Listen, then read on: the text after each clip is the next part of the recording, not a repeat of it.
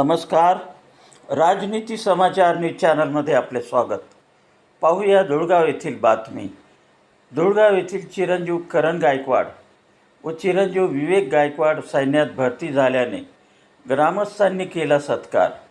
धुळगाव येथील भूमिपुत्र चिरंजीव करण गायकवाड व चिरंजीव विवेक गायकवाड या दोन सख्या भावांनी जिद्द, चिकाटी, मेहनत, अभ्यास, ध्येय, धोरणे ठेवीत आर्मीमध्ये भरती होऊन घवघवीत यश संपादन केल्याबद्दल धुळगाव ग्रामस्थांच्या वतीने चिरंजीव करण गायकवाड यांचा सत्कार माननीय एकनाथ गायकवाड, सचिव, महाराष्ट्र प्रदेश किसान काँग्रेस कमिटी मुंबई यांच्या हस्ते करण्यात आला व चिरंजीव विवेक गायकवाड यांचा सत्कार धुळगाव सोसायटीचे चेअरमन माननीय पांडुरंग गायकवाड यांच्या हस्ते करण्यात आला.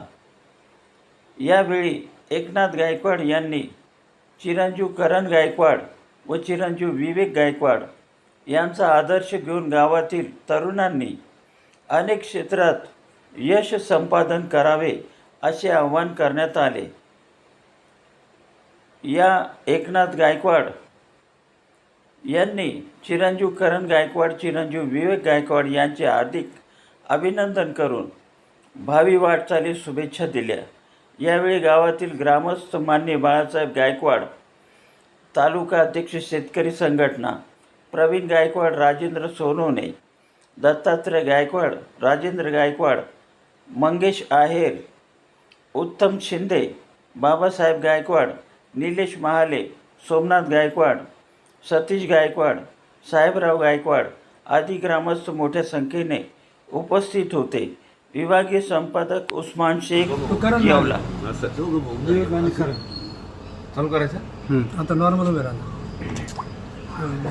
छत्रपती शिवाजी महाराज, महात्मा ज्योतिराव फुले आणि भारतीय राज्यघटनेचे शिल्पकार डॉक्टर बाबासाहेब आंबेडकर यांना वंदन करून आज आमच्या गावातील दिनकरराव गायकवाड यांचे चिरंजीव करण गायकवाड आणि विवेक गायकवाड हे दोघं सख्या भावांची आर्मीमध्ये भरती झालेली आहे.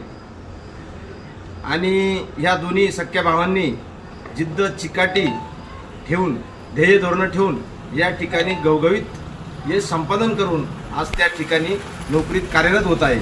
त्याबद्दल धुळगाव कार्यकारी सोसायटीच्या वतीने धुळगावचे विद्यमान चेअरमन पांडुरंग आनंद गायकवाड यांच्या हस्ते या दोन्ही सुपुत्रांचा या ठिकाणी सत्कार करण्यात आला आहे. आणि या दोन्ही मुलांच्या भरतीने धुळगावातील अनेक मुलांचा उत्साह वाढलेला आहे. आणि या उत्साहामुळे अनेक मुलं या दोन्ही बंधूंची प्रेरणा घेत आहे.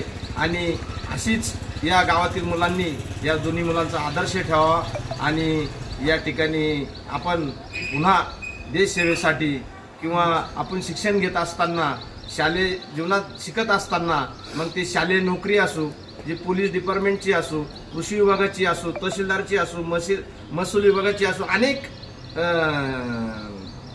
शासकीय यंत्रणेत आपण सहभागी होऊन आणि आपला ठसा उमटावा अशी मी धुळगाव ग्रामस्थांच्या वतीने या ठिकाणी मी सर्वांना विनंती करतो. आणि या दोन्ही भूमिपुत्रांचा धुळगावच्या वतीने, ग्रामस्थांच्या वतीने या ठिकाणी सत्कार करण्यात आला आहे. कारण सत्कार करण्याजोगं या दोन्ही मुलांनी अतिशय हलाखीची परिस्थिती असताना, गरीब कुटुंब असताना, पुस्तकं अभ्यास करण्यासाठी घेण्याची परिस्थिती नसताना यांनी वाचनालयातून पुस्तकं घेऊन या ठिकाणी अभ्यास केला आणि जिद्द, चिकाटी ठेवून यश संपादन केलं. त्याबद्दल मी धुळगावकरांच्या वतीने या दोन्ही करण आणि विवेक यांना भावी वाटचाली शुभेच्छा देतो आणि थांबतो. जय हिंद, जय महाराष्ट्र.